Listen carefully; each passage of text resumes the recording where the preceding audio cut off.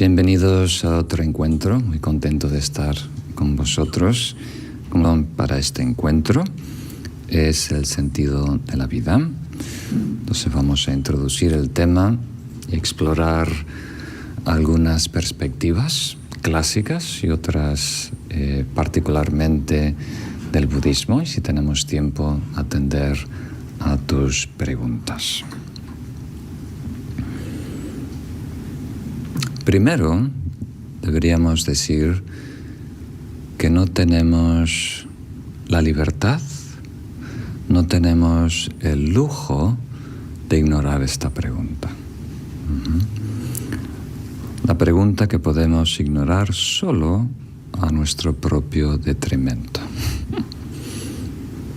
Tarde o temprano, algo en nuestra vida nos va a obligar a cuestionar el sentido de la vida, el sentido de nuestra vida, de nuestro proyecto, de nuestro plan, de nuestras metas, de nuestras prioridades. Entonces, tan importante para que estemos en armonía con nosotros mismos, que haya una coherencia interna, para que estemos satisfechos y viviendo la vida en plenitud, asegurarnos que tenemos una comprensión correcta de lo que es la vida. Entonces vamos a empezar explicando que una noción superficial del sentido de la vida nos lleva a desarrollar una falsa seguridad. Entonces tiene cierta utilidad, ¿verdad? Pero no aporta mucho a largo plazo. Por ejemplo, es muy común escuchar: todo pasa por alguna razón, ¿verdad? Y la implicación es que si hay una razón, voy a salir ganando, ¿verdad? Entonces, aunque esto sea desagradable, injusto, sorpresa, de alguna manera está orientado a mi mejoramiento o mi felicidad, ¿no? Algunos se inclinan, se apoyan a Dios, ¿verdad?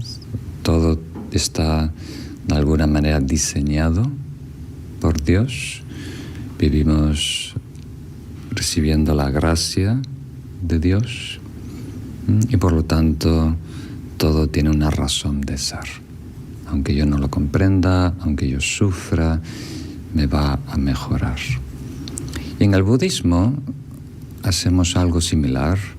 Todo es karma, ¿verdad? Todo tiene una razón de ser, hay una coherencia. De alguna manera yo he creado con mis causas, mis acciones físicas, verbales y mentales, la situación en la que yo me encuentro. Por lo tanto, me debe beneficiar. Debe de haber una lección en esta situación, en este momento que estoy viviendo. Y en realidad no es así, ¿verdad? Porque la idea es,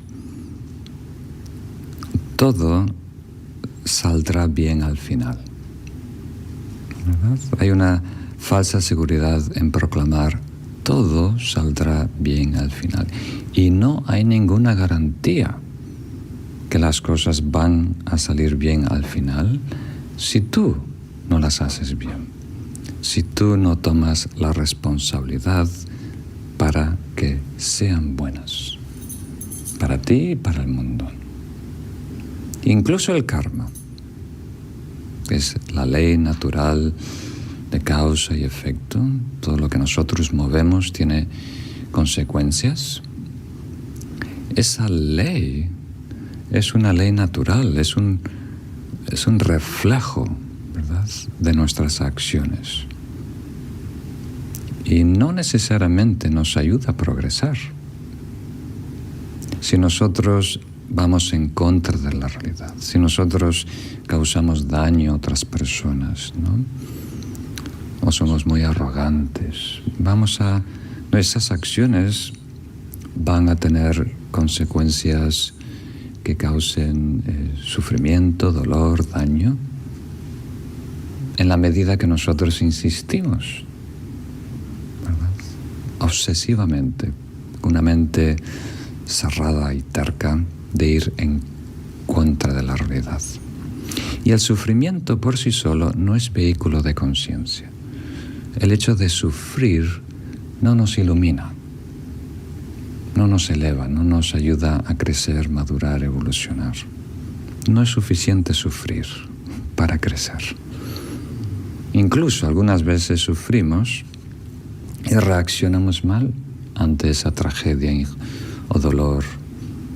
Crea más ira, más rencor, más tristeza, acciones más torpes. ¿Tiene sentido? Entonces, tanto si lo ves por el lado de un creador absoluto, ¿verdad?, que está desarrollando este ajedrez cósmico y gracias a su, como diríamos, bendiciones estamos viviendo en el mundo, o si lo vemos como el karma nuestro, que nosotros lo estamos creando, da igual. No hay garantía de éxito, no hay garantía de felicidad si uno no hace las cosas bien, si no hay concordancia, si uno no toma responsabilidad de nuestra vida.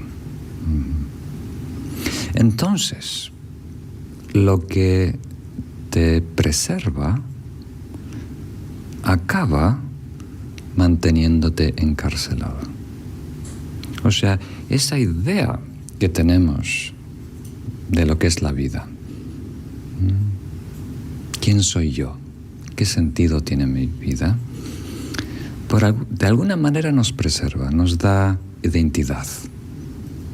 Nos dice qué papel jugar en el mundo, ¿verdad?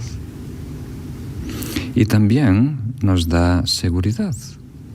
Nos ayuda a predecir lo que va a pasar en nuestra vida y qué debemos hacer cuando tengamos 50 años, 60 años, 70 años, 80 años, y cómo van a responder los demás, nuestros hijos, nuestros nietos. Entonces eso nos da cierta seguridad, dependiendo de la identidad que desarrollemos, cómo nos situamos en esta vida, qué papel encarnamos en esta vida. Pero tarde o temprano empezamos a vivir esa seguridad como una especie de prisión. Nos limita demasiado, no nos deja explorar otras avenidas.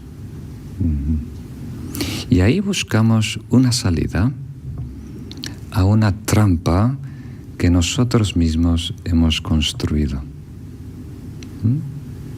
O sea, hemos creado este sentido de la vida, ¿verdad?, tan concreto, tan rígido, que nos da estructura, nos da estabilidad, pero a la vez, en cierto momento, se convierte en una prisión. No nos deja crecer, no nos deja evolucionar.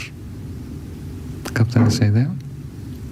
Y ahí es cuando empezamos a cuestionar lo que hemos heredado de la sociedad, el plan de vida, el proyecto de vida que hemos heredado de la sociedad, la identidad, el rol que hemos heredado de la sociedad.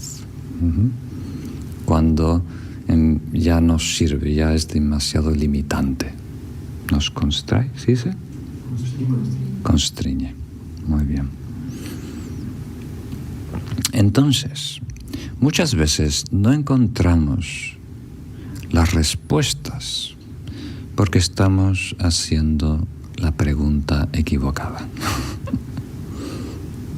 Entonces, por ejemplo, podemos estar preguntándonos, ¿cuál es el propósito de la vida? ¿Cuál es mi deber en esta vida? ¿Cuál es mi misión en esta vida? Entonces, si desarrollas esa pregunta, vas a encontrar una limitación, un bloqueo, porque todas parten de una premisa, ¿verdad? Primero, que hay una sola vida. Y eso no es cierto, hay muchas vidas, muchas reencarnaciones o renacimientos. Y después que hay tal cosa como un gran plan cósmico, ¿verdad? En donde tú encajas, donde tú puedes ser una tuerca de este gran reloj cósmico. O una verdad donde todos encajan y coinciden. Y el otro aspecto aún más delicado que asumimos es que hay un yo, que hay un ser absoluto. Hay alguien que está vivo. Entonces, partiendo de esa cosmovisión muy limitada, que hay un yo eterno, absoluto, con existencia inherente, que vivimos en un universo definido, que tiene su naturaleza, su ley, su razón de ser, ¿verdad? Y que en esta vida yo tengo una misión que tengo que encontrar. Es casi imposible encontrar una respuesta satisfactoria, que te dé paz, que te dé tranquilidad, que te ayude a enfrentar todos los retos en la vida. Entonces, nuestro sentido de la vida debe evolucionar. En la medida que nosotros crecemos y maduramos, nuestra noción del sentido de la vida también tiene que crecer y madurar con nosotros. Entonces, tu idea del sentido de la vida puede ser un obstáculo para ir más profundo, para encontrar satisfacción o felicidad más genuina. Entonces, tenemos que asegurar que todo lo que comprendemos está bien, pero puede mejorar. Podemos ver la realidad, comprender quiénes somos, nuestra relación con el universo, de una manera más profunda, más precisa, que nos empodere a encaminarnos mejor en la vida.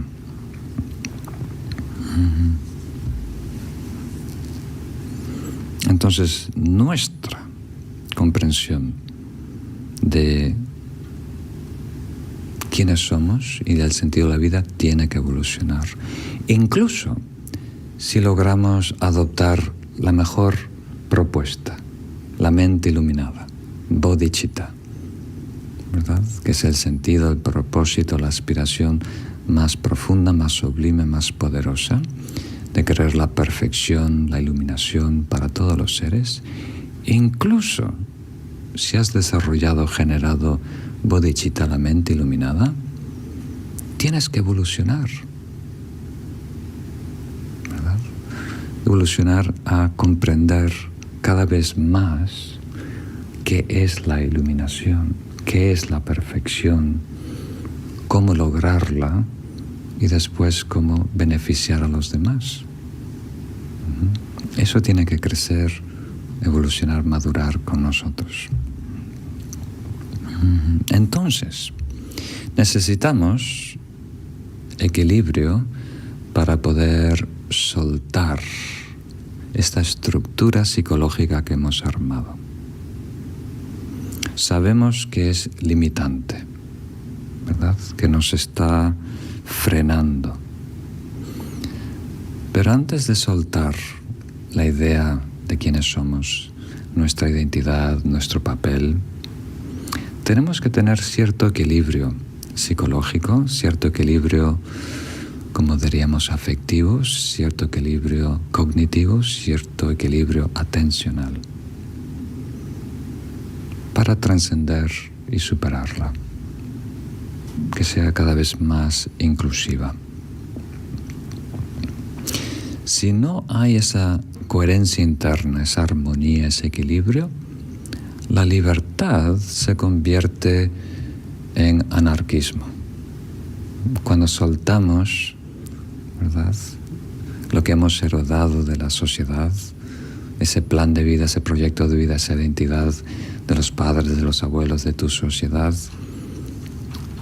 y no hay coherencia, equilibrio interno, se convierte en anarquía, en desorden, donde estás en lucha con todo. Y todo te da miedo.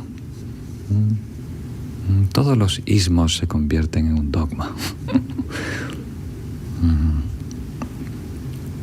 Entonces, en la medida que nos vamos sanando y en la medida que nos vamos nutriendo, nuestra comprensión de quiénes somos y el sentido de la vida va mejorando.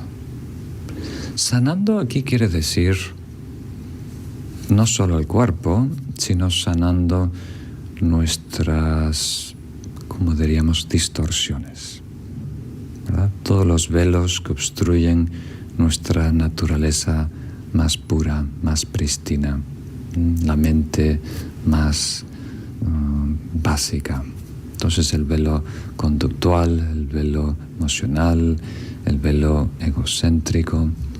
La medida que vamos purificando, disolviendo, sanando toda esa distorsión, todas esas sombras que arrastramos, en esa medida aumenta nuestra comprensión. Y no es solo eliminar el mal o la confusión o el desorden que tenemos, sino también aumentar el bien, ¿verdad? Nutrirnos con virtud y sabiduría.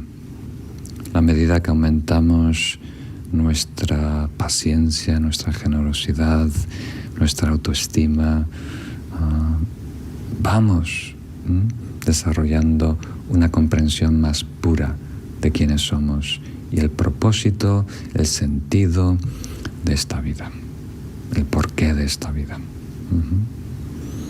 Entonces, eso es interesante y un tanto controversial, que la verdad no es accesible para todos. O si queremos ser más preciso, dependiendo la armonía, el equilibrio interno, tenemos acceso a una verdad más coherente, más pura, menos distorsionada. No se trata solo de cuestionarlo, pensarlo, estudiarlo, recibir enseñanzas. Depende mucho de lo que llevas dentro. Cuánta oscuridad y cuánta luz. Cuántos velos hemos disipado, eliminado, y cuánto mérito, virtud y sabiduría hemos desarrollado. Eso nos, como diríamos, nos predispone para tener un encuentro con la verdad y aceptarla, reconocerla en nosotros. Muy bien. Entonces, eso fue la introducción, diciendo un poco en dónde nos encontramos, ¿verdad? Todos tenemos un sentido de la vida que incluye quiénes somos, nuestras metas, nuestra razón de ser. También incluye su aspecto ético, moral. Y hemos visto las limitaciones si adoptamos una visión cósmica demasiado rígida. No nos ayuda a superarnos y crecer. Entonces pensé que sería curioso para muchos de vosotros compartir las preguntas del Buda, ¿verdad? Porque las preguntas de ¿qué es mi misión en la vida? ¿Cuál es el propósito de la vida? Son preguntas judeocristianas, ¿verdad? Que basan de la noción de un Dios, un alma, una visión de un plan cósmico. Es muy curioso porque nunca se hacen esas preguntas en los monasterios budistas. No surgen. La pregunta que hace el Buda es: ¿qué está pasando? Pues estoy simplificándola a lo máximo, estas preguntas, ¿no? Para que no tengan su aspecto romántico, místico, esotérico. Pero si vamos a la esencia, la primera pregunta que hace el Buda es: ¿qué está pasando? Hay gente que se está enfermando, hay gente que está envejeciendo, hay personas que están muriendo, hay tanto sufrimiento en el mundo. ¿De dónde viene este sufrimiento? ¿No? Entonces eso parece una pregunta muy inocente del príncipe Siddhartha, cuestionar el sufrimiento del mundo. Y puede que sea inocente, o pueda que sea la gran pregunta que hace una mente iluminada, que no acepta ciegamente lo que ya está, como diríamos, cocido, preparado por la cultura y la sociedad, ¿no? Con ojos muy frescos, sin ningún tipo de prejuicio. ¿Verdad? Una mente noble y sana tiene que estar impactada por el dolor y sufrimiento. Tiene que interesarse en ese problema. Entonces, la segunda pregunta que se hace el Buda es: ¿cómo distinguir entre el sufrimiento y la felicidad? Porque hay confusión. Por una parte, todos queremos bienestar y todos queremos alejarnos del malestar, incluso los animalitos.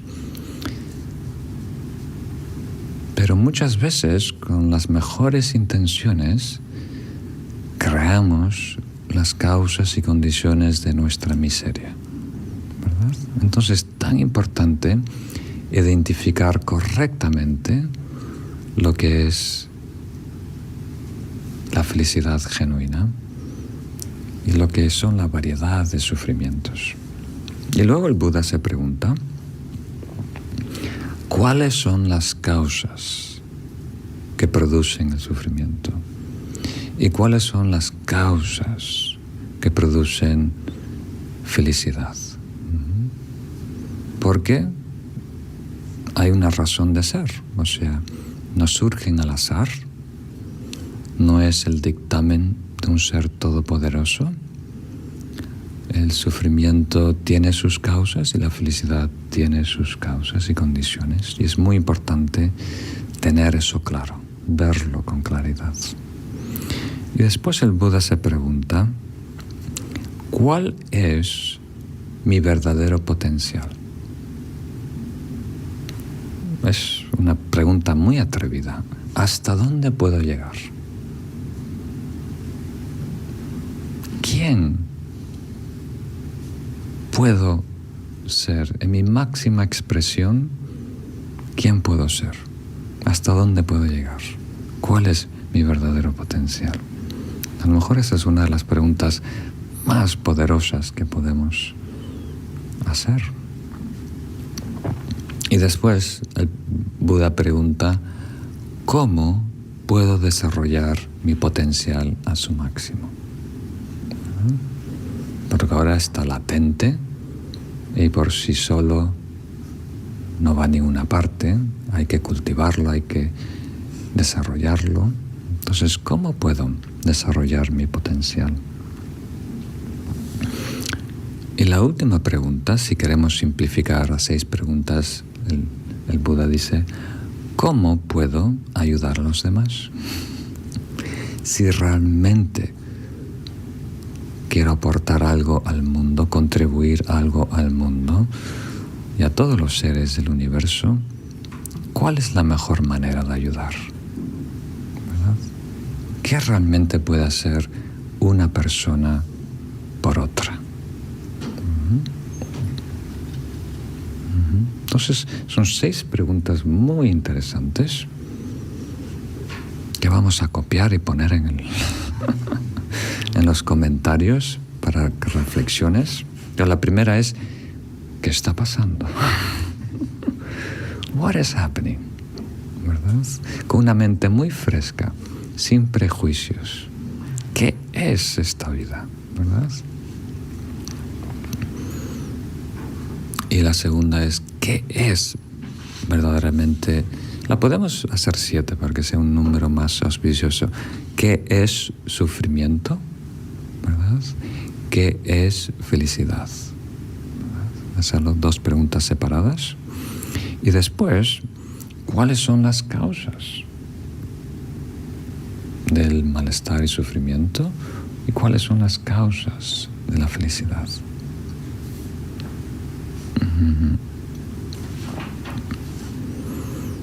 Entonces, en términos muy simples, ¿verdad? El sentido de la vida puede ser simplemente armonía, coherencia interna. Más allá de ser budista o no, lo importante es acercarse a la realidad. Entonces, independiente de tú lo que creas de la filosofía budista, yo creo que nadie puede argumentar en contra de la realidad. Entonces, sentido en nuestra vida se puede definir como la coherencia entre nuestras acciones, ¿verdad? Que nuestras acciones deben concordar con nuestras intenciones y metas y estén orientadas a estar en armonía con la realidad de quienes somos y la realidad de los seres y el universo. Entonces, por ejemplo, hoy en día nuestras actividades mundanas y humanas en el planeta no están en armonía con la naturaleza de este planeta. Estamos produciendo más polución que puede depurar la naturaleza. Estamos polucionando el agua, el aire, la tierra más rápido que el proceso natural de depuración que tiene el planeta. Y consumiendo recursos naturales más rápido de lo que necesita la naturaleza de ese planeta para producirlos. Entonces eso va a llevar a un desequilibrio que ya estamos empezando a sufrir sus consecuencias. ¿Tiene sentido? Y eso se vive a nivel planetario, se vive a nivel nacional, se vive a nivel familiar y se vive a nivel personal. Si no hay concordancia, hay desequilibrio y malestar y sufrimiento. Entonces, a lo mejor podemos concluir diciendo que sentido se puede entender como responsabilidad, ¿verdad? Tener responsabilidad por nuestra vida, por uno mismo. Y, si podéis, me atrevo a sugerir, sentirnos responsables por los demás, responsables por el planeta, responsables por los recursos, responsables por otros seres vivos, responsables por futuras generaciones incluso. Ahora, esta palabra responsables es muy pesada, ¿no? Tiene mucha carga, ¿verdad? Casi está un dedo señalándote. La culpa es tuya. Entonces, hay algunas responsabilidades que no buscamos pero tenemos, ¿verdad? Entonces, yo, por ejemplo, sin buscar responsabilidad, me siento responsable por todas las personas que acuden a los cursos, ¿verdad? Es mi responsabilidad guiarles bien, ser fiel a las enseñanzas del Buda, encaminarnos hacia el despertar, no engañarlos, ser transparente. ¿Tiene sentido?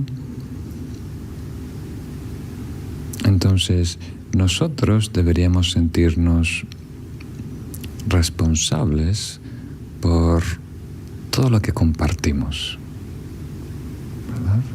Ahora estamos compartiendo un ecosistema, este pequeño planeta flotando en el espacio, y sin buscarlo, ¿verdad?, somos responsables por lo que hace nuestra sociedad, por lo que hace nuestro gobierno, por nuestro comportamiento, por la consecuencia que tienen nuestras acciones en los demás, ¿verdad? Entonces, independiente de tu salud, ¿verdad? Si tú contagias a otra persona, aunque tú no te enfermes, tú le estás produciendo mal, una enfermedad a ellos. Entonces, muchas personas hoy en día, viviendo en un país, ¿verdad?, en un estado, en una democracia, se sienten que son autónomos, que pueden hacer lo que quieran cuando quieran. Y en cierta medida lo somos, ¿verdad? Somos adultos, hay libertad de movimiento, de acción, pero en otro sentido no somos completamente libres, ¿verdad? Hay deberes civiles por ser un ciudadano, ¿verdad? Entonces tenemos que actuar en coherencia y en beneficio de todos los seres, incluso cuando vaya en contra de nuestra libertad personal o de nuestros placeres y decisiones personales. Eso es parte de disfrutar de los privilegios, ¿verdad?, de vivir en una sociedad en donde otros te apoyan, donde otros te ayudan, donde otros te protegen, donde otros te dan de comer, donde otros te sanan. Entonces, al recibir el beneficio de vivir en una sociedad, uno también tiene que aportar. ¿Tiene sentido? Si uno quiere hacer absolutamente lo que quiera, entonces tiene que vivir en una isla en donde no dependa de nadie, ¿verdad? Donde puedas comer cocos y plátanos, nada más. Entonces, si eres completamente autosuficiente, no tienes responsabilidad para atender las necesidades y los deseos de las demás. Pero viviendo en sociedad sí hay. ¿Tiene sentido? Muy bien. Entonces, esto fue una breve introducción. Ahora, si os parece, me enfoco en las preguntas del Buda. Y si tenéis alguna pregunta, la podéis poner en el comentario debajo de este vídeo y lo vemos a continuidad. ¿Qué está pasando? ¿Cómo distinguir entre la felicidad genuina y sus causas? ¿Cómo distinguir lo que es el sufrimiento y las causas del sufrimiento? ¿Cómo descubrir nuestro verdadero potencial y cómo desarrollar ese potencial? Y luego, cómo ayudar y beneficiar a los demás. ¿Por dónde quieren empezar? Vamos a empezar por el principio. ¿Qué está pasando? ¿Verdad? ¿Qué está pasando? Esto se puede responder de mil maneras. Entonces, es tan profundo de una perspectiva que a lo mejor solo podemos atenderlo con una analogía, la analogía clásica que dan los lamas tibetanos. Estamos soñando y el sueño es una pesadilla. Estamos agonizando por crear expectativas totalmente, como diríamos, contradictorias. Entonces, partiendo de la confusión de no saber quiénes somos, ¿verdad?, se crea este vacío existencial que tratamos de, como diríamos, llenar con un falso yo, con la existencia de un yo absoluto, una existencia absoluta. Y esto es algo delicado. Lo estoy introduciendo, lo veremos en más detalle en otros cursos si estáis interesados. Pero partiendo de esta falsa noción de quiénes somos, se crea el nerviosismo, el miedo del egocentrismo, una obsesión por nuestro bienestar, en donde todo lo que pasa tiene que ver con nosotros, ¿verdad? Si es algo bueno, queremos poseerlo, retenerlo. Si es algo desagradable, lo rechazamos, lo peleamos. Y en todo esto descuidamos lo que está pasando con los demás. Descuidamos sus intereses, sus necesidades. Entonces es casi una especie de narcisismo, donde estamos totalmente encerrados, viendo solo nuestro ombligo. Y todo lo que pasa tiene que ver conmigo. Reaccionamos de una manera exagerada y esas reacciones se convierten en emociones negativas, estados aflictivos que se apoderan de nosotros, ¿verdad? Nos llevan a actuar de una manera envidiosa, nos lleva a competir con los demás, a despreciar a los demás, nos lleva a crear dependencias con otras personas, incluso dependencias químicas, ¿no? Entonces esos estados aflictivos, esas emociones negativas, se apoderan de nosotros y nos impulsan a decir barbaridades, a actuar de una manera tóxica o torpe, crear confusión, conflicto en el mundo. Y eso lo experimentamos como malestar y sufrimiento. Entonces, de la perspectiva de los grandes yogis tibetanos, eso es lo que está pasando. Partiendo de esta falsa realidad, se crea este miedo del egocentrismo que produce emociones muy severas que se apoderan de nosotros, y eso nos lleva a actuar de forma torpe en contra de la realidad, y eso crea conflictos familiares, conflictos de pareja, conflictos entre partidos, conflictos entre personas, entre especies, ¿no? Y eso crea sufrimiento de todo nivel. Entonces, teniendo eso más o menos claro, que eso deberíamos reflexionarlo con mucho cuidado, es tan importante, nos da tanta claridad, paz, fuerza, comprender realmente lo que está pasando. Partiendo de ese esquema, ¿no? Si ahora nos preguntamos ¿qué es sufrimiento?, la respuesta ya casi surge por sí sola, ¿verdad? O sea, ¿qué es sufrimiento y qué es felicidad?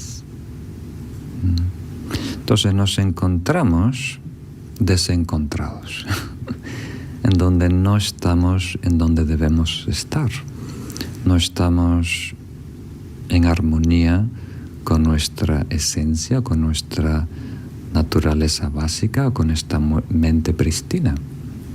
Estamos respondiendo a un personaje que hemos armado, ¿verdad? Estamos tratando de protegerle, estamos tratando de mantenerle y nutrirle, darle toda especie de apoyos, y es mucho trabajo El ego requiere mucho mantenimiento. Es peor que una moto. Requiere mucho mantenimiento. Y cuanto más, ¿cómo se diría en castellano? Más disparate sea nuestro mito de ser, más mantenimiento. O sea, cuanto más se aleja de la realidad, más artificio, más soporte necesita de nosotros. Mucho trabajo. Solo para mantener nuestra visión de quiénes somos. Entonces, en todo esto, no podemos negar la sensación desagradable de no estar en la realidad. O sea, ese vacío existencial, por mucho que lo tapemos, se manifiesta en nuestra vida. Se manifiesta como aburrimiento, se manifiesta como tristeza, se manifiesta como soledad, se manifiesta como agobio, se manifiesta como incertidumbre y miedo. Y cuando surge esa sensación, ¿verdad?, de no estar en donde debemos estar, no ser quien realmente somos, ¿verdad?, no habitar la realidad que realmente es, lo único que está a nuestra disposición es compensar. ¿Verdad? No podemos de repente introducirnos en lo que es, ¿verdad?, sumergirnos en la realidad de quienes somos. No nos permitimos eso, ¿verdad? Entonces lo que tratamos es distraernos por un momento, aunque sea breve, de esa tristeza, de esa soledad, de ese agobio. Y lo hacemos a través de ver cosas lindas, escuchar cosas lindas, oler cosas lindas, saborear cosas lindas, pensar cosas lindas, recordar cumpleaños lindos, pensar en vacaciones futuras, ¿no?, pensar en personas lindas. Algo que te transporte, aunque sea temporalmente, a otra realidad, que te dé algo de estimulación, algo de gratificación, algo de encanto, algo de maravilla. Y no dura mucho, ¿verdad? Es el fuego de paja. Solo arde brillante, pero no es sustancial. No quema por mucho tiempo, no nos da mucha calor, no nos nutre. Entonces, por falta de recursos, el mundo se conforma con esa felicidad. Le llaman a la distracción felicidad. Por falta de recursos, por no tener acceso a otros recursos, a otros métodos, a otros medios hábiles, se reduce la estrategia de vida, de sobrevivencia, a compensar, métodos de compensación por no estar iluminados. Ahora estamos simplificando como distracción, pero por supuesto son más.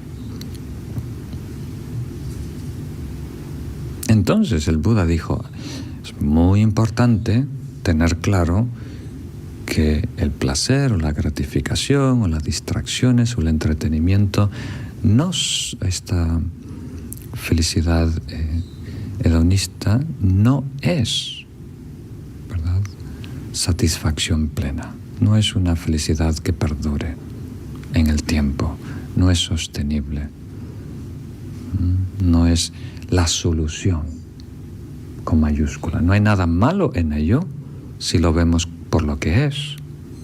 Eso es muy, muy importante. A lo mejor sueno como un monje muy predicando. O sea, no hay nada malo ¿verdad? En el entretenimiento, en el placer. Lo único malo está en confundirlo por la felicidad. Entonces el Buda dijo, es tan importante saber que eso no es la solución mayúscula, la solución del problema de la vida, del problema del sufrimiento, del problema de insatisfacción, del problema del vacío existencial, del problema de no saber quién eres. No es la solución. Y no debemos conformarnos, ¿verdad? Entonces, ¿cuál es la verdadera felicidad? Pregunta el Buda. Eso es muy curioso, esta pregunta.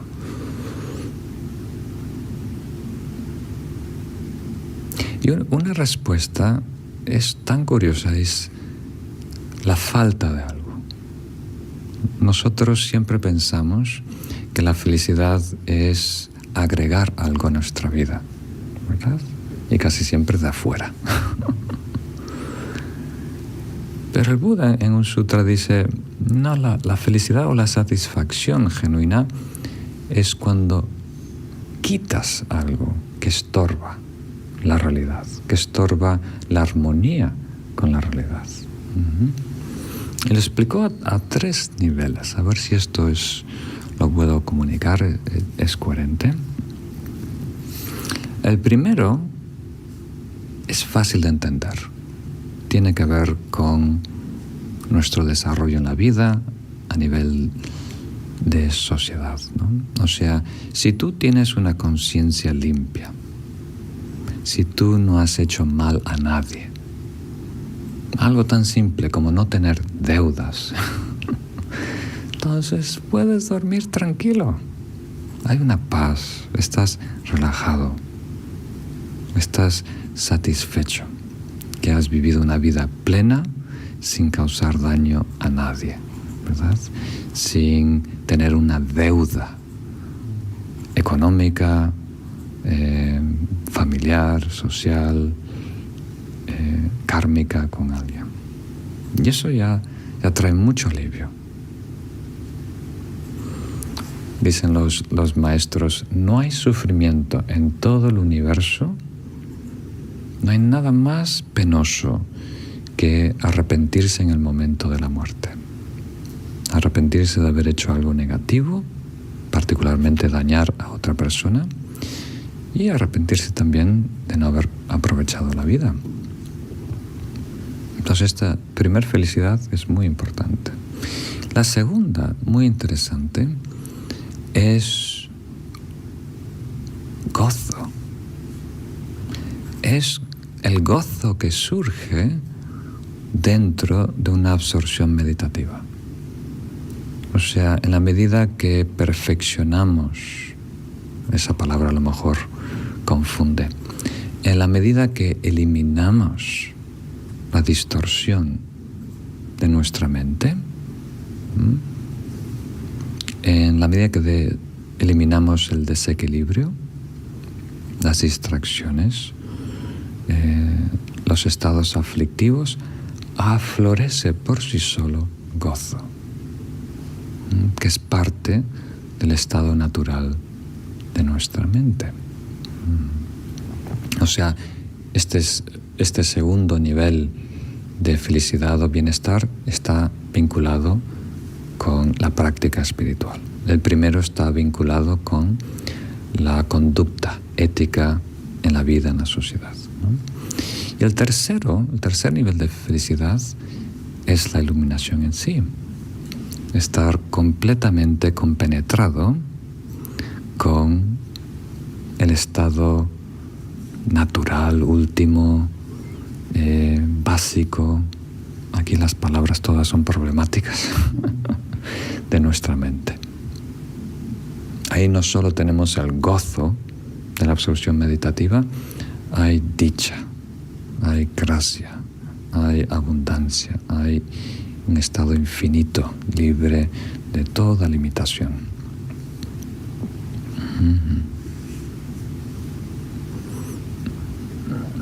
Entonces, lo podemos ver como un proceso constructivo, donde desarrollamos virtud, mérito y sabiduría para lograr desarrollo espiritual, para lograr iluminación, o lo podemos ver como un proceso desconstructivo, donde vamos desmantelando, eliminando todo lo que bloquea, lo que obstruye ese estado natural.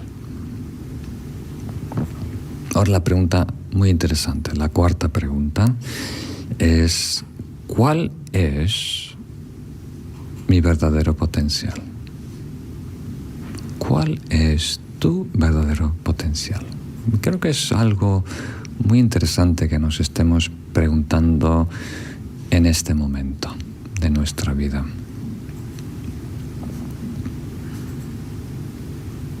Porque cuando hablo con mis amigos espirituales, el obstáculo principal que surge una y otra vez, para la mayoría, generalizando, ¿no? Hay algunos que tienen traumas de sus niñez, algunos que tienen ciertas obsesiones que vencer, que son una gran limitación, pero en general la limitación suele ser una autolimitación, en donde la persona se desvalúa, tiene una baja autoestima, ¿verdad? No reconoce su potencial. Antes de empezar, ya se da por vencido. O sea, cuando no valoras, no reconoces tu potencial, antes de empezar el intento, el proyecto, ¿verdad?, el sendero espiritual, ya te has derrotado, ¿verdad? Porque tú mismo te limitas. Entonces es tan importante. Y aquí me voy a apoyar en el tercer giro del Dharma, o el tercer ciclo de enseñanzas que introdujo el Buda histórico Shakyamuni, que resaltan la naturaleza búdica, el potencial que todos tenemos de lograr la iluminación. Todos tenemos una mente base, ¿no?, tan primaria que no hay manera de designarla, de definirla, de limitarla, de comprenderla, de etiquetarla. Tan básica, tan primaria, tan natural, que no tiene naturaleza propia, inherente, absoluta, limitada, independiente, eterna. Está más allá del tiempo, más allá del espacio, más allá del sujeto y objeto, más allá de todo lo que podemos concebir. Y por lo tanto, puede todo. Al estar más allá de toda limitación temporal, espacial, conceptual, puede todo. Tenemos la capacidad, el potencial de lograr la perfección del ser, la perfección de la felicidad y el poder para beneficiar a los demás.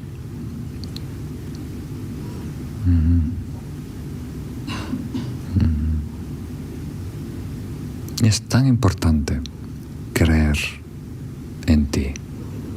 Si tú no crees en ti, nadie te va a poder dar ese valor. Lo vas a exigir, te van a dar mimos, pero no te va a nutrir. Incluso los maestros, los lamas, el propio Buda no te pueden dar ese valor. Tú lo tienes que descubrir, tú lo tienes que aceptar. Nos pueden inspirar, hay libros que nos inspiran, hay maestros que nos inspiran, hay amigos que nos inspiran, hay experiencias que abren el horizonte, ¿verdad? Pero tú tienes que reconocer, aceptar, valorar tu potencial. Es importante el estudio, ¿verdad? haremos estudios en el futuro en donde reflexionamos sobre la naturaleza búdica, sus diferentes aspectos, ¿verdad? La comprensión es muy importante para lograr tener confianza en ese potencial. Muy bien. Y después, la pregunta número 6, muy interesante: ¿cómo puedo desarrollar mi potencial? ¿Verdad? ¿Cómo puedo desarrollar mi potencial? Aquí no hay reglas, no hay un protocolo, una fórmula que encaje para todos los seres. Porque cada uno de nosotros nos encontramos en una etapa del camino, y no solo en una etapa, con un bagaje, ¿verdad?, kármico muy particular.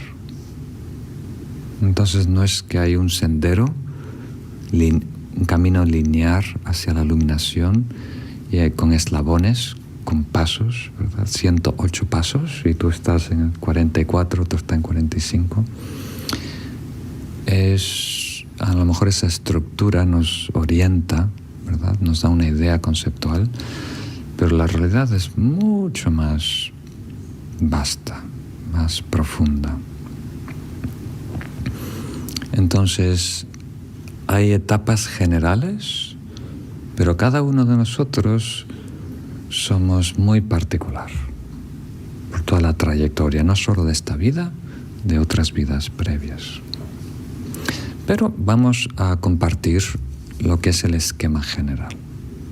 Aunque hay diferentes prácticas en diferentes etapas, y cada practicante tiene que acentuar diferentes aspectos de su desarrollo y seguir los consejos de su mentor y demás, en términos muy generales.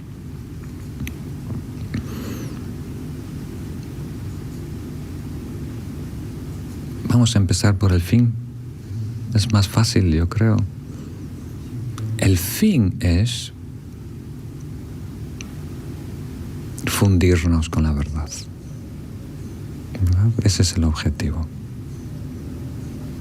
No es un paraíso, no es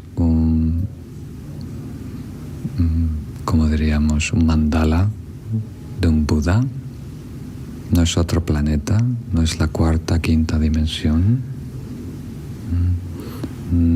no son poderes psíquicos, no es vida eterna, es la verdad. Entonces tenemos que tener la audacia de decir lo que sea. La verdad, me adapto a ella, me entrego a ella, me rindo a ella, me someto a ella, me fundo con ella, desaparezco en ella, me disuelvo en ella. Muy atrevido, da mucho miedo. Algunos maestros dicen, si supieras lo que es la iluminación, nadie lo quiere. Porque es algo tan bello, ¿verdad?, que desde nuestra perspectiva nos da miedo. Para tenerlo todo hay que soltarlo todo, ¿verdad? Para ser infinito hay que dejar de ser. Entonces, el último paso del desarrollo espiritual del sendero es fundirnos con la verdad. Ahora hablamos en términos subjetivos, conocer quiénes somos, el estado último de la mente o la naturaleza última de los fenómenos, pero vamos a llegar al punto de la no dualidad, en donde todo converge, todo se unifica en un encuentro no dual, místico, con la verdad. Entonces la pregunta es, ¿cuál es el paso previo? de entrar en unión, en comunión con la verdad, ese estado no dual. Good question. Buena pregunta. ¿Cuál es el paso previo? Entonces,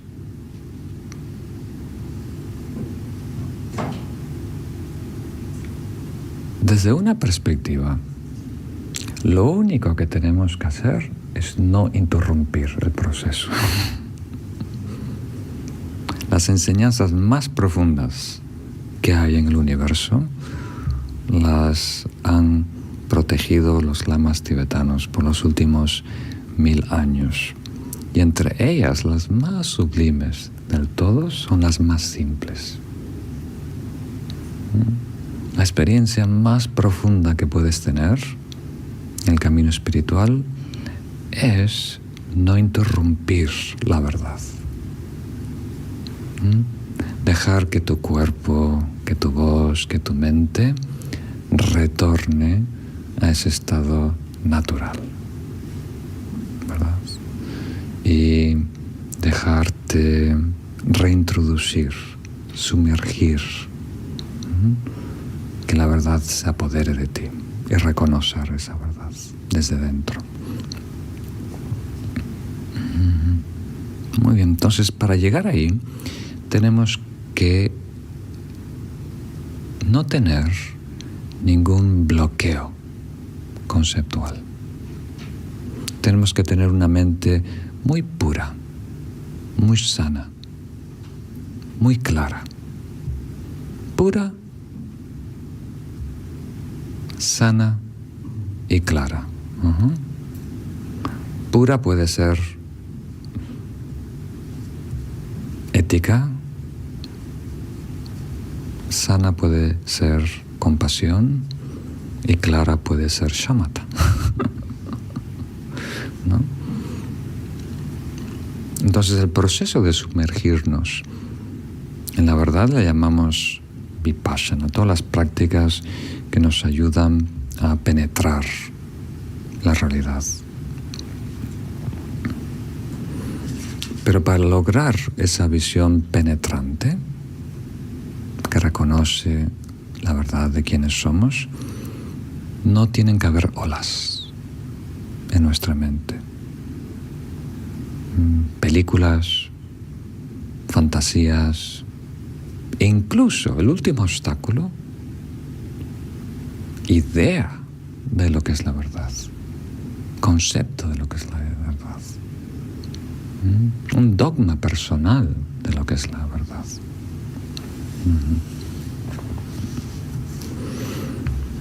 Entonces necesitamos una mente calma y muy lúcida para poder iniciar ese viaje y penetrar la verdad. Y ese proceso de lograr calma y lucidez le llamamos shamatha, el estado meditativo de equilibrio. Y para lograrlo necesitamos amor y compasión. Amor y compasión. El amor y compasión es lo que más purifica nuestra mente. Elimina mucho ruido. Y por encima de todo, elimina el imán que tenemos que atrae basura, que es el egocentrismo. Entonces, queremos estar tranquilos, queremos estar en armonía, queremos estar presentes, pero de repente vienen todo tipo de tonterías a la mente, todo tipo de memorias ridículas, ¿verdad? Innecesarias de revivir, todo tipo de fantasías futuras. ¿Por qué? El imán. Hay un imán secreto que está trayendo problemas. Y después se aburre. Simplemente el egocentrismo se aburre y juega con todo lo que pasa por tu mente. Empieza a relacionarse con lo que es bueno, relacionarse con lo que es malo, empieza a luchar con la realidad. Entonces necesitamos desarrollar amor y compasión para lograr una absorción meditativa, que es indispensable para reconocer la realidad de quienes somos. Y antes de eso necesitamos coherencia, que lo mencionamos de paso en esta presentación. Nuestra conducta física y verbal debe estar en armonía con el proyecto de vida que estamos encaminando, desarrollando. Entonces tenemos que desarrollar un código ético, una disciplina. Esa palabra nos gusta mucho a nosotros, pero es muy importante. Una disciplina para que las actividades de nuestra vida no sean un obstáculo al estado interno que estamos cultivando, ¿verdad? Entonces, no estamos tratando de complacer a nadie, no estamos con nuestra conducta, no estamos tratando de ganar puntos, simplemente estamos tratando de ser coherentes y actuar en correspondencia a lo que creemos y al estado que queremos habitar, ¿verdad? El estado de paz, de felicidad, de armonía, de amor y compasión, pues la conducta lo debe reflexionar. Por si no actuamos en concordancia, se crea disonancia, ¿verdad? Entre quien queremos ser y lo que estamos haciendo. Entonces parte de nosotros está remando para atrás y parte está remando para adelante, y mucho esfuerzo, mucho sudor, pero estamos yendo en círculo. ¿Habéis visto eso? Cuando alguien no sabe remar, empieza a dar círculos. Qué vergüenza, ¿no?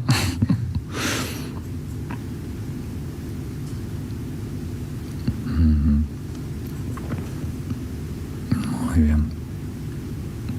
A mí me ha pasado cuando era adolescente con mis amigos en la ría de Pontevedra, ¿no? Cuando íbamos a remar.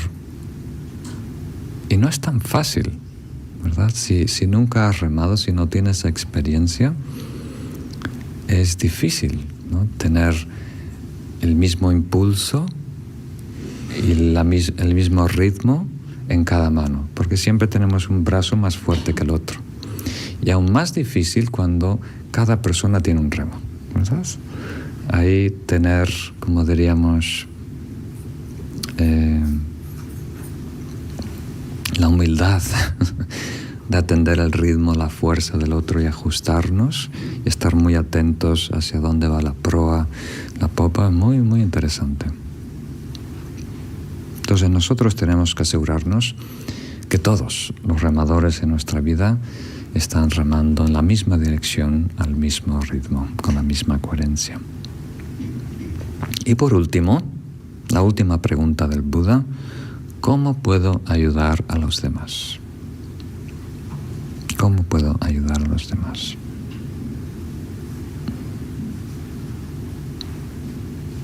Y aquí creo que no voy a satisfacerles, porque nuestra expectativa es salvación. Nos han inculcado eso en la cabeza desde que somos niños. La salvación no existe. La iluminación existe, pero la salvación no. La salvación en el sentido de que alguien nos pueda salvar o que nosotros podamos salvar a alguien. Si eso fuera cierto, ya se hubiera dado, ¿verdad? Ya no hubiera tanta miseria, tanto sufrimiento en el mundo, ¿verdad? Hay personas que hacen mucho bien, hay personas maravillosas, hay todo tipo de santos y santas presentes, contemporáneos y históricos, en todas las religiones. Bellísimas personas que han dado todo por el camino y también por servir a los demás. Y han hecho mucho bien, pero no han salvado, ¿verdad? No han hecho el trabajo de otro. No se puede hacer el trabajo de otro.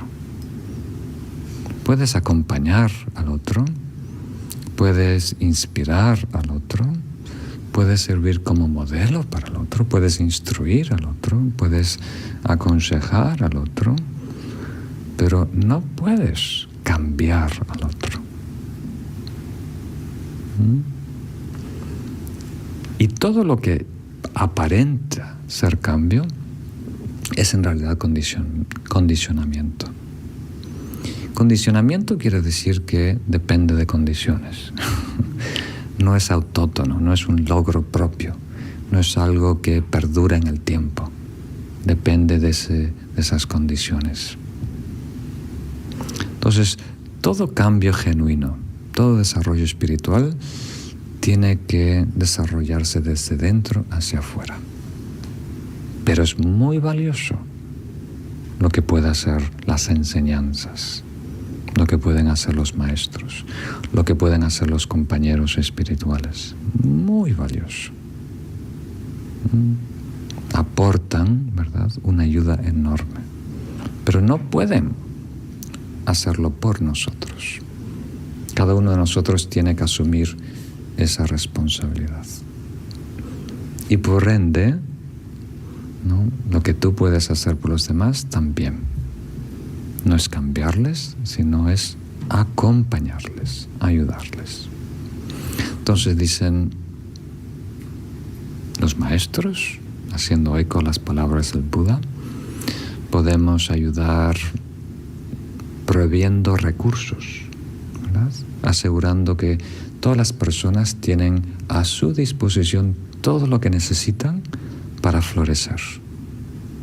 Que tengan la educación, que tengan los libros, que tengan los cursos, que tengan los instructores, los tutores, ¿no?, que tengan la salud, que tengan la paz, todos los requisitos externos, internos, para florecer. Esa es la primera cosa que podemos hacer para ayudar a otros. Muy importante.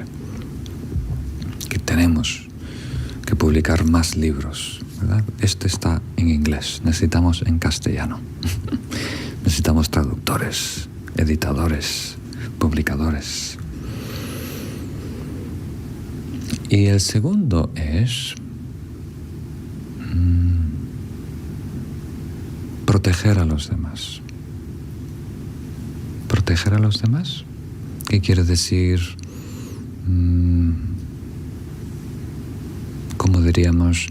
Ayudarles con nuestras palabras, establecer una amistad con los demás, ser un amigo genuino y estar a la disposición de los demás, no intrometernos en su vida, no imponernos, no exigir cambios, sino simplemente prestarnos. Ser un servidor, alguien que está dispuesto a servir cuando otro lo llame a sus necesidades, a sus tiempos. Entonces, la segunda manera es ser muy dulce, muy cariñoso y ser un muy buen amigo con los demás, especialmente en la forma que nos comunicamos con los demás. La tercera manera de ayudar a los demás, dicen los maestros, haciendo eco a las palabras del Buda, es, ¿cómo diríamos? Servicio directo. O sea, ayudarles en lo que necesiten, ¿verdad? Ser servicial. Ayudarles en las compras si no pueden salir. Ayudarle con dinero si a nosotros nos sobra el dinero. Ayudar a lo que ellos necesiten. O sea, que ellos comprendan que el desarrollo espiritual tiene un sentido práctico, ¿verdad? Porque muchas personas viven la espiritualidad como si fuera una opción B, ¿verdad? Aquí está mi vida material y aquí está mi vida espiritual, ¿verdad? Y tengo que, de alguna manera, permitir tiempo para los dos. Realmente hay solo una vida y toda debería ser espiritual. Y la última manera de ayudar es, esto va a ser muy curioso, es con nuestra conducta, con nuestro ejemplo. En vez de predicar, actuar. Ser la mejor persona que ellos conozcan. En vez de pedirles que ellos sean más generosos, tú sé generoso. En vez de pedirles que sea más honesto, tú ser más honesto. O sea, que ellos vean por su propia experiencia que tú eres completamente coherente, ¿verdad? Completamente transparente. Que todo lo que tú dices, tú lo haces. Todo lo que tú predicas, tú lo pones en práctica. Muy bien. Entonces ese es el mensaje de hoy. Tener en cuenta que nada viene armado, nada viene definido. Todo está esperando que tú le des sentido, el mejor sentido. Sí, voy a compartir algo con vosotros que es muy importante. Es la clave de por lo menos un cuarto, 25% del camino. 25% del camino consiste en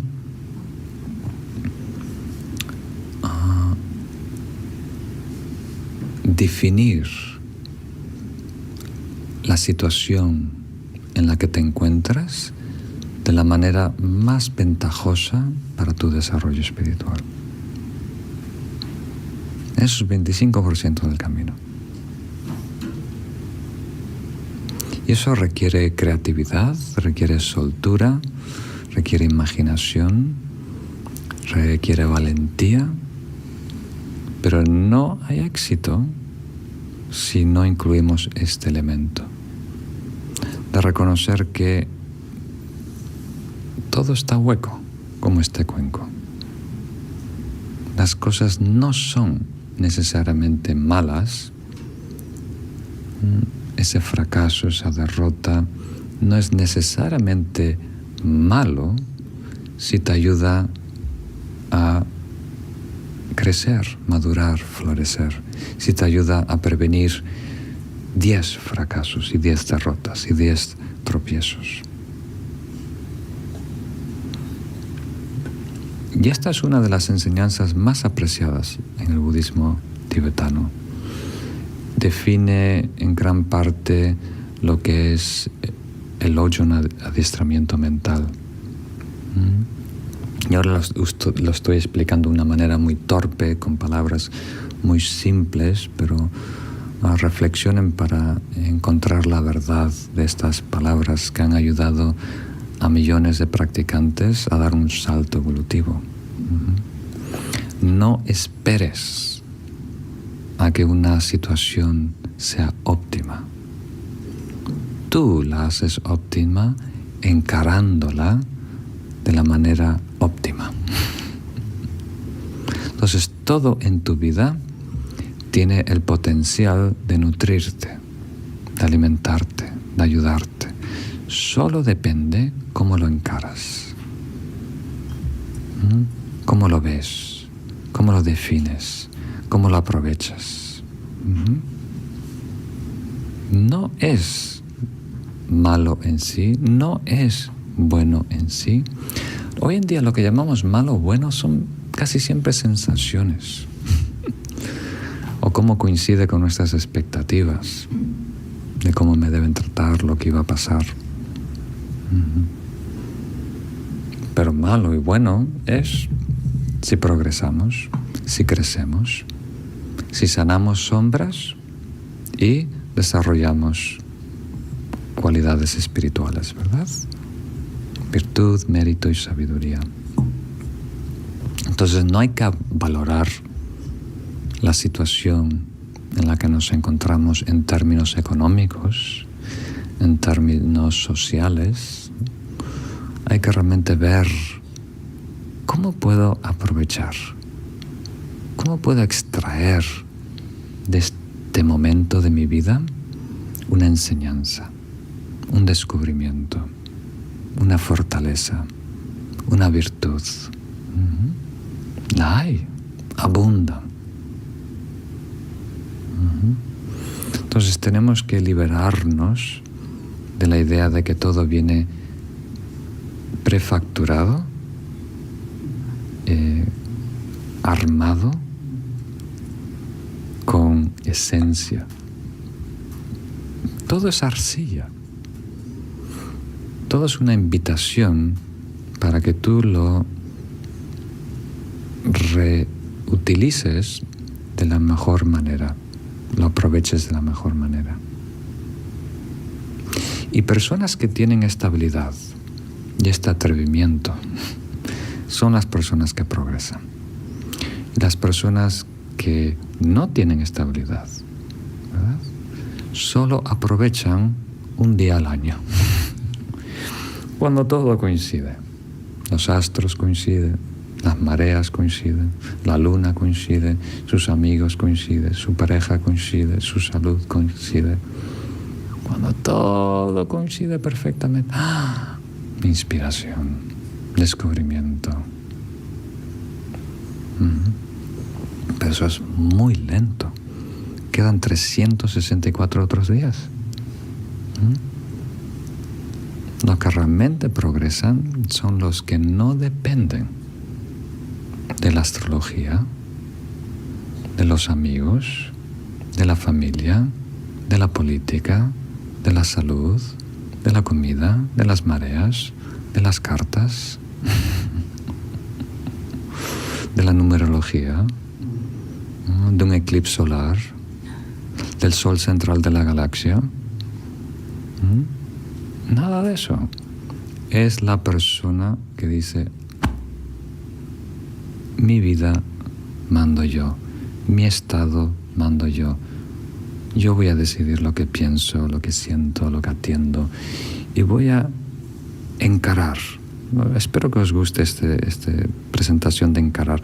Voy a relacionarme con esta situación como si fuera la mejor oportunidad que pudiera existir en el universo en todas las vidas.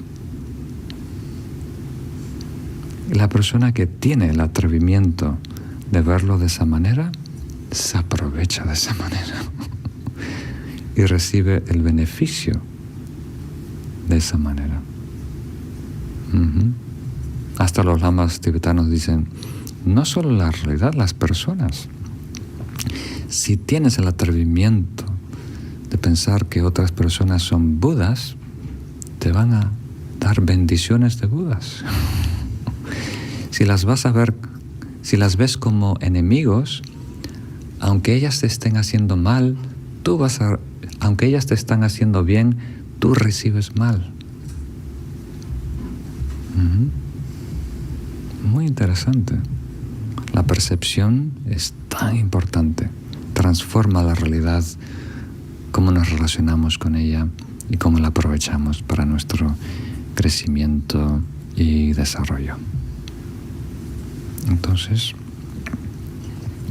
a lo mejor esto es suficiente. Hoy este encuentro fue un tema un tanto pesado, pero muy interesante para reflexionar.